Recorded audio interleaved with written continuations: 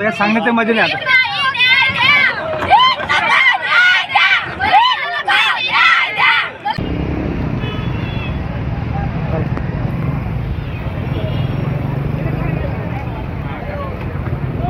कसं ना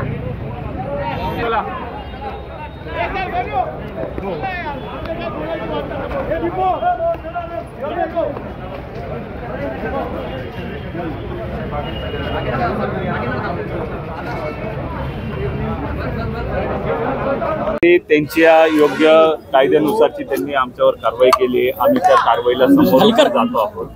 पण आम्ही ह्या कारवाईला इथेच न थांबता पुढच्या काही दिवसात परत जर त्याच्यावर कठोरात कठोर त्याला फाशीची शिक्षा जोपर्यंत होत नाही तोपर्यंत हे आंदोलन थांबणार नाही. यात कुठल्याही मी आपल्या माध्यमां थ्रू सर्वांना विनंती करतो की यालाही कुठल्या पक्षा थ्रू किंवा कुठल्या राजकारणा थ्रू ह्या गोष्टीला बघू नका. मी आज ह्या आंदोलनात सहभागी झालो कारण की मला स्वतःला 4 वर्षाची मुलगी आहे. ती पण माझ्या मुलीच्या वयाचीच होती. तिच्यावर जे झालंय ते विचार करून पण माझ्यासारख्याच्या पण भावना किंवा आम्हाला भीती वाटते. हा विषय संपूर्ण महाराष्ट्रातल्या लेकींचा आहे, भारतातल्या लेकींचा आहे. त्यांच्यासाठी लहान बालकांसाठी हे जे काही कृत्य आता ही नीच वृत्ती करत आहे तिच्यावर कठोरात कठोर कारवाई होण्यासाठी आपल्याला सर्वांना मिळून या कायद्याच्या दृष्टिकोनाने आपल्याला काही त्याच्यात बदल करण्याची आवश्यकता आहे. त्याच्याकरता आजचं आम्ही आंदोलन केलं. नुकतंच परवा पण मालेगावी एका मुलीवर अत्याचार झाला, तिच्यावर पण सेम हे झालं.